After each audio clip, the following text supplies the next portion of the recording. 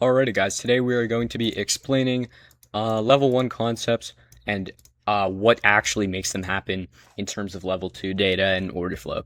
So our first one is the ICT liquidity style, right? So if I pulled up this chart, I said, get your draw on liquidity, you'd probably do this, right? And the logic behind that is that right at this level, you see a big wick and you place your stop, your entry, where you take profit. It's just a statistical pattern in human behavior that we like these big wicks. See, like, this would be buy side liquidity, etc. But the issue with this is, again, it's just betting on emotions. When you can, if you're trading crypto for free, just pull up Bookmap and let's check out that level actually. So we're looking at like 61,320. Right, so let's check that out. In the 61,000, there's some liquidity. But look at that, the real liquidity is higher above it, 62,000, 61,900. Not really at this level at all. There's some like right there, but it's all above it, which is definitely interesting. So, just open a Bookmap and do that yourself. The next concept we're going to talk about is fair value gaps. I know how fair value gap is drawn. It's, from the wicks of 3 candles and all that bullshit, but I'll just use an indicator. Alright, cool. So, right, the idea of a fair value gap is you're catching an imbalance in the market, but you don't find imbalances by drawing these boxes. You don't find an imbalance through basically pattern trading. Instead, you find an imbalance through where the most volume was traded, right? So the thing we can do to verify a fair value gap is just draw the volume profile, right?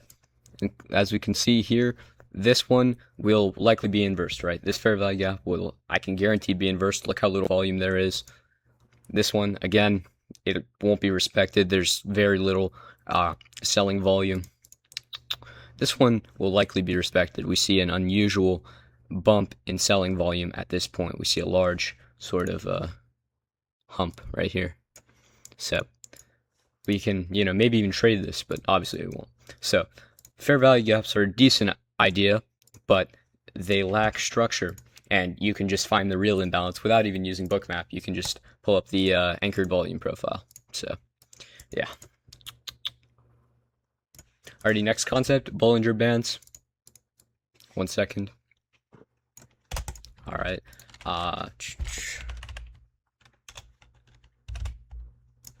Yeah, so I have mine customized because the only really valuable part of the Bollinger Bands is obviously the width of the bands, right? So we have the upper band, bottom band.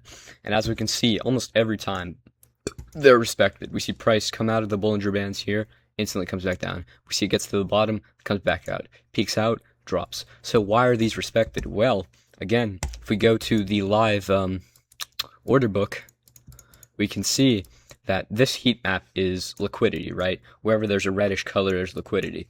What do you see from the Bollinger Bands to this?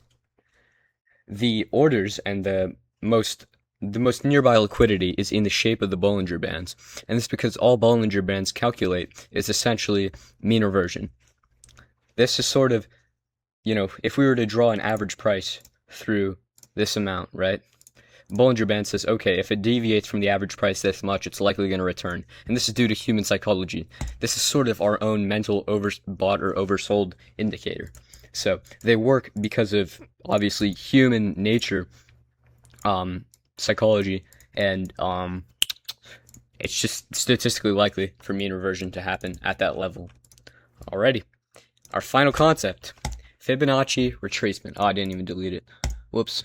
But, okay, so let's draw, our Fibonacci levels. Second, draw it from the low to high. And this actually isn't a good example, but you can see actually, never mind, it does kind of work. You can see that it sort of bounces off these fib levels, right? It bounces off this level, comes out, goes a little bit too high, and then bounces back, bounces off this level, accumulates, bounces, comes back down, etc. So why are these levels respected? It's because, again, there's a common theme here: human nature.